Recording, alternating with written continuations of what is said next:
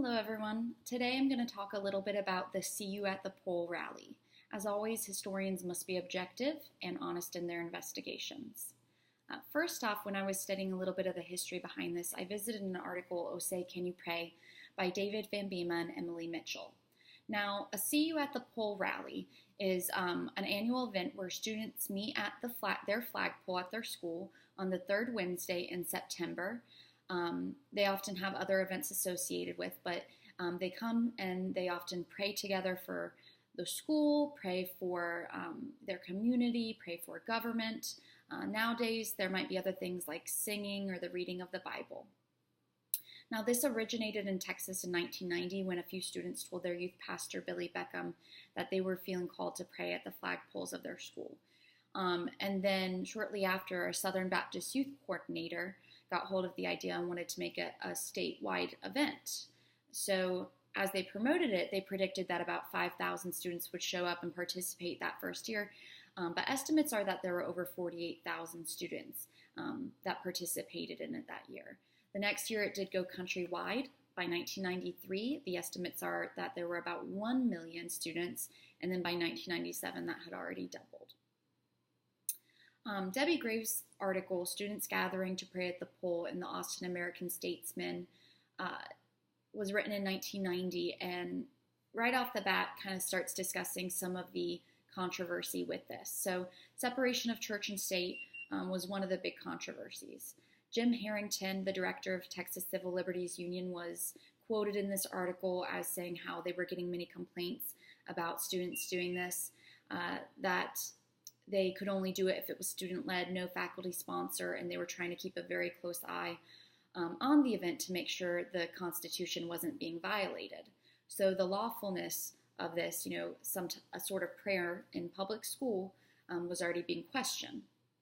And then they also mention that the grounds for which they can do it is the Supreme Court sustaining the constitutionality of the 1984 decision that permitted students to pray as long as it was not being led by adults or during class time. But of course, even with that, it continued to be a very controversial event. Christianity Today ran an article on it in 1991 entitled Students Across the Country Gather to Pray. And they talk a little bit about how it's already becoming a nationwide known event and how Christian organizations are already promoting it. Some of the organizations they mention are Focus on the Family, Fellowship of Christian Athletes, Crusade for Christ, and there's many others that started to promote the event. They also talk about one of the very early conflicts that took place.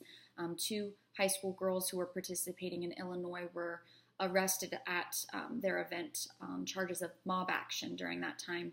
The police were called by the principal. They were later released.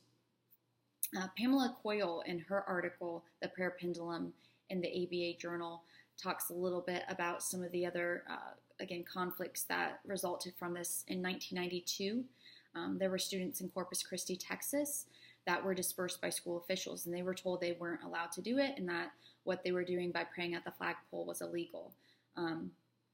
They ended up filing suit against the school. But there's hundreds of disputes that are named over the years. There's newspaper reports every year about the event. I visited the See You at the Poll website, syatp.com, and their website has all sorts of information, planning guides. They share photos of it from around the country. They sell gear now. So this is a very well-known event. It still goes on today every September. And they also answer the question of the legality here. They ask on their website, is it legal? To which they say yes, that it's a constitutionally protected form of free speech, and that it has been affirmed in regard to the Equal Access Clubs by that 1990 U.S. Supreme Court decision. They go on to talk more about how it's been specifically named as legal, appropriate, and protected under different guidelines for religious expression.